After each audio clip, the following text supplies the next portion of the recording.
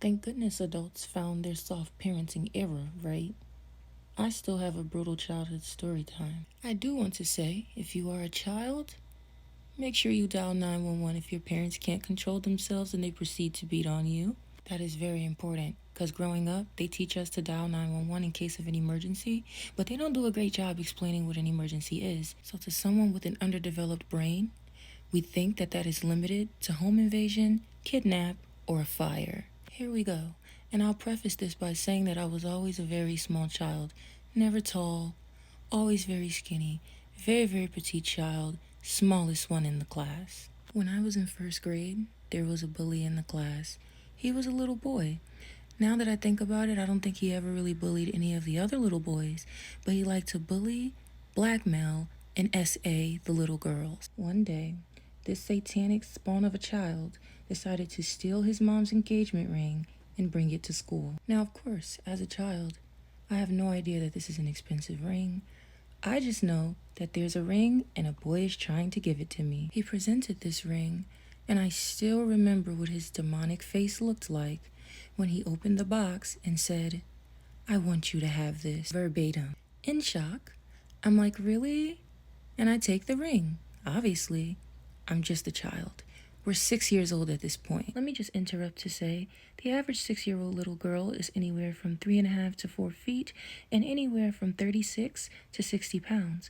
Being that I was a very petite child, I doubt it very seriously that I fell within this average category, which puts me under 3.5 feet and weighing in at about 30 pounds or less. The ring is now in my possession. I had this ring for about 2 days.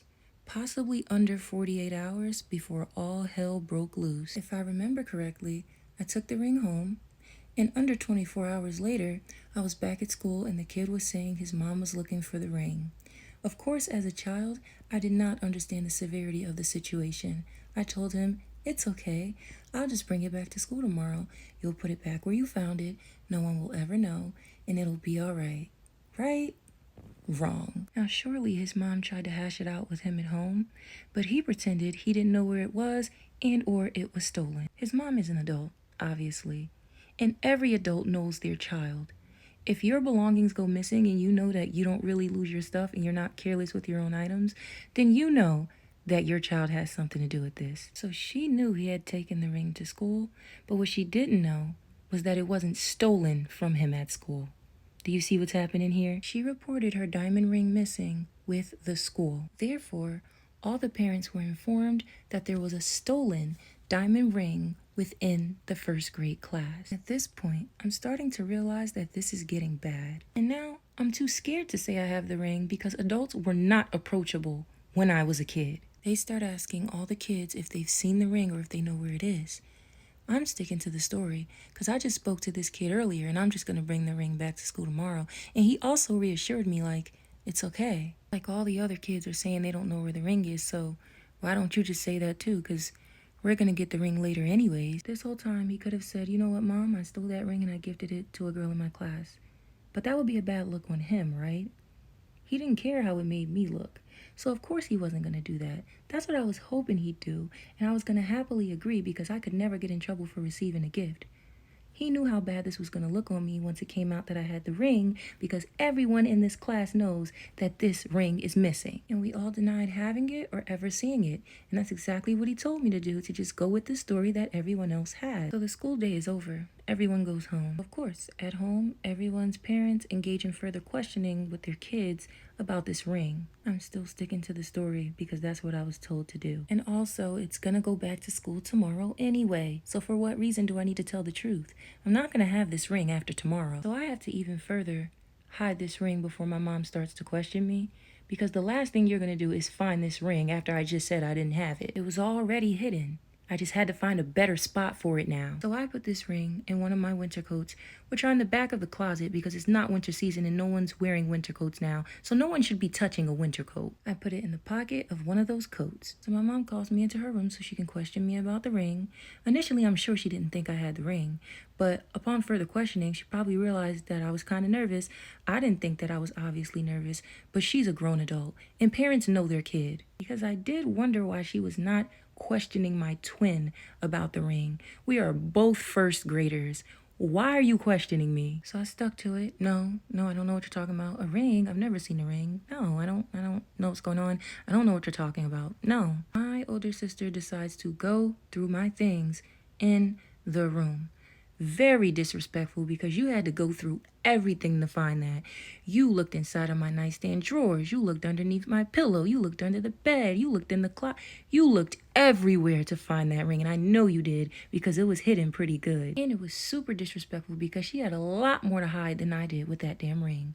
She was the kid that was always up to something. She was the kid that was always getting in trouble. And then there was me, never in trouble and the most responsible. So she decides to walk her behind into my mom's room where I'm being interrogated and say, "What's this?"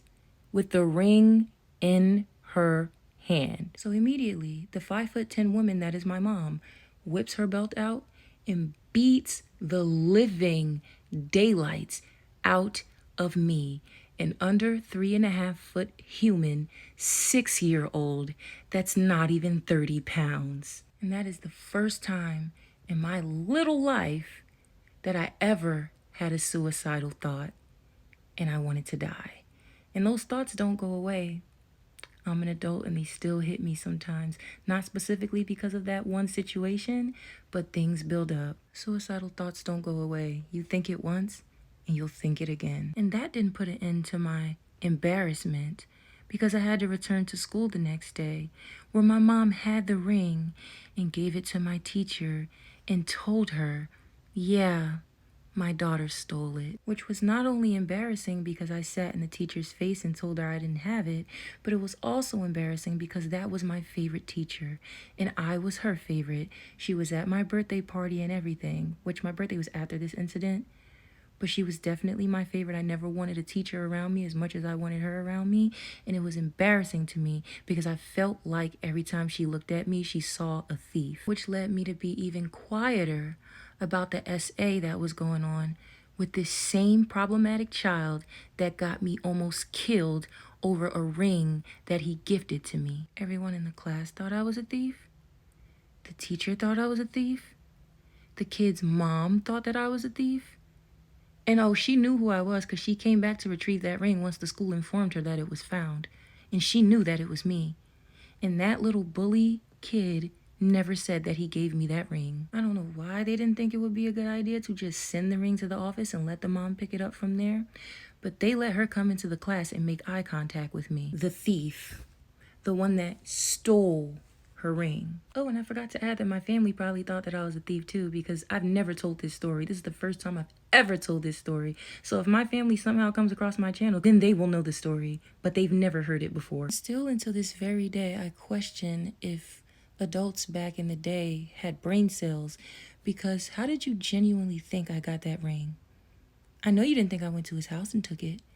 And I just know you didn't think that my little innocent self went through a random child's backpack and personal belongings, found a ring and decided to keep it. I know you didn't think that. You must have known he stole that ring from his mom and gifted it to me. You must have known that. This happened long ago, and I still wonder whose daughter he's assaulting now. And I know he's the world's biggest narc. He has to be. His name is Amir Chambers, and my favorite teacher, her name was Miss White. Well, the end.